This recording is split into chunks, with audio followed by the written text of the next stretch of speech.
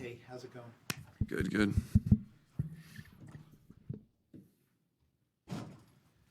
Taylor, welcome back to the US Open. Can you please tell us how the preparation's been going and about your first round tomorrow against Emilio, who you played in Cincy recently?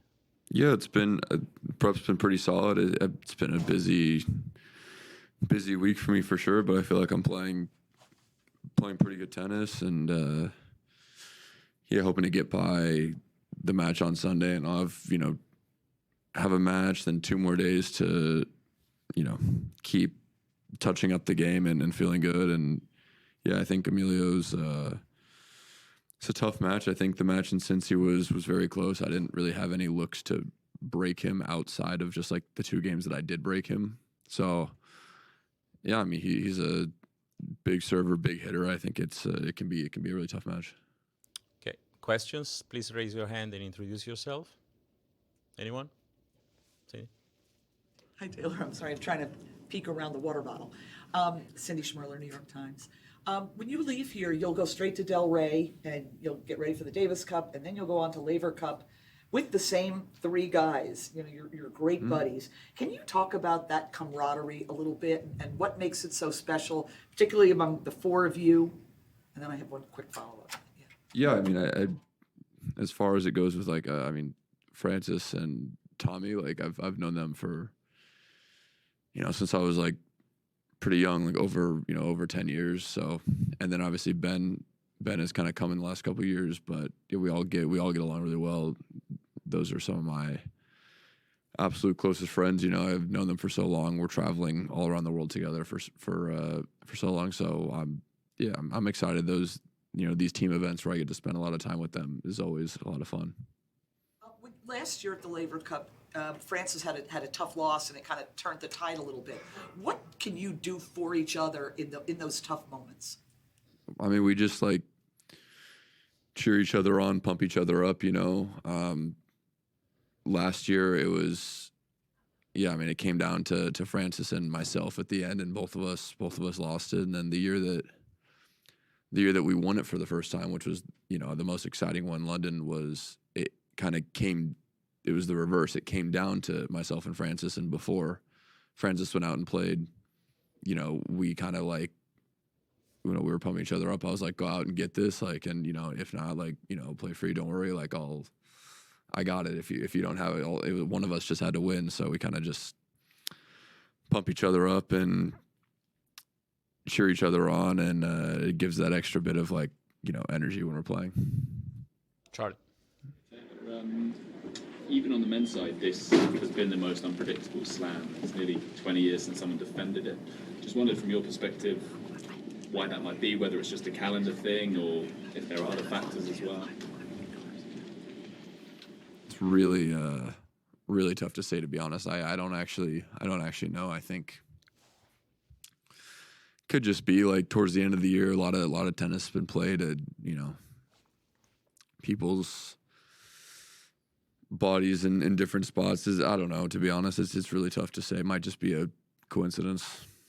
Hi, Taylor. I'm just wondering if you could talk about your experience playing mixed doubles last week, and if you followed the tournament, and if you were surprised with how it all turned out at the end. Yeah, I mean, I was really excited to play. I was pretty disappointed at our performance as a team. I think we had really high hopes, and I think that we, both of us, Aryna and I, expected to play a lot better. The format's very fast, so it felt like not a ton of time to settle in. You kind of make one mistake, and then it's just like the set's over. But I had a lot of fun. I thought it was great that there was a lot of buzz around it, and the fans seem to enjoy it, and it's something that I would want to do again for sure. Hey, Taylor. I know you've been to New York a number of times. This is a non-tennis question, and you're a Southern California guy. But I'm curious, I know you have a lot of sponsor responsibilities when you're here, but are you able to enjoy New York? What are you doing when you're not here practicing, when you're not strategizing about the Open? Do you have time to do things? I mean, the last couple of years, no, because of all of the, obligations and commitments I have. And then outside of that, and the practice and the driving, back and forth from here to the city, I think any bit of like time that I get, I really just want to like relax and like recover. It's a really, I mean, the lead-in weeks for me have just been really busy. I haven't gotten out to do too much. You know, if I get the chance, I just like to go out to like a nice dinner. You've walked in New York Fashion Week before. Do you have any plans to do things like that again? And why do you like being so involved on the fashion side?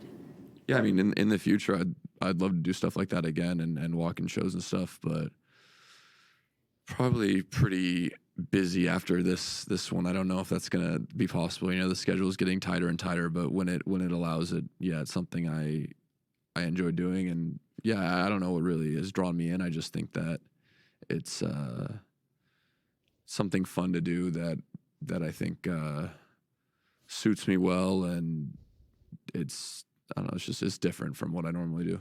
Willie?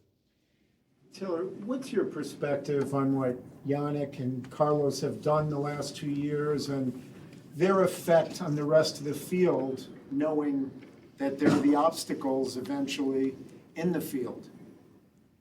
I mean, yeah, they've both like improved a lot. I mean, you'd expect it because they're both a bit, you know, they're younger, so they're still improving, getting better. But yeah, they've taken massive strides over the last like 2 years to become, you know, very clear dominant players. And I think they motivate the rest of the guys to improve, because you're gonna have to improve a lot if you want to, you know, beat them and contend the biggest titles. Is there any other? One. I'm Yes. sorry. Ben, Tumaini, and then Matt. Taylor, you were saying when we talked to Cincinnati about the mix that you were saying you liked how the singles guys, you thought they would hold up well against the double. There was only one doubles specialist pair. I guess you got to play them directly. Yep. But seeing them on court, what they were doing, and then also that they wound up winning the whole tournament, did it change your perceptions at all, or do you think they're just an outlier? What do you think about that? How you that maybe challenge your premonitions about it? Yeah, I can't argue with just the fact that they won the event. You know, they obviously played really well. They did a lot of things that were different. I do think that, again, like I said, I don't think we played our best. I would have liked to play better, and I think that the short format didn't give us a lot of time to adapt to, you know, the things they were doing and how much they were moving and stuff like that. I think it was difficult. But yeah, like I said, I can't argue with the facts that they won. You know, what I was basing what I said off of just my experience playing doubles. I always play with singles players, and a lot of times I partner with a singles player for the first time, and we end up doing pretty well against doubles teams. So I guess mixed might be a different story. But yeah, like I said, I can't argue with the fact that they won. Two more Tumaini, Matt. Hey Taylor, watching tennis from my perspective, it seems like these days a lot more guys are sometimes going more big with their second serves more often, and it seems like that's been kind of a shift from my perspective. I'm curious how you feel just the quality of second serves have improved over the years since you've been on the tour. Yeah, I think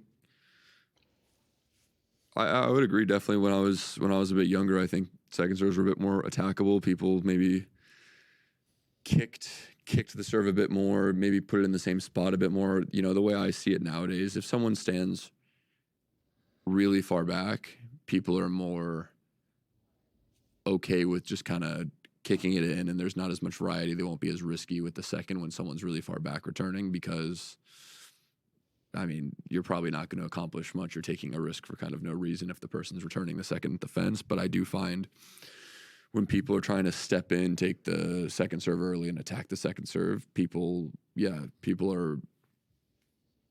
won't really let that happen. They'll start mixing up the spots more, going hard body, be a bit more aggressive. And I think that, I mean, that's kind of always been my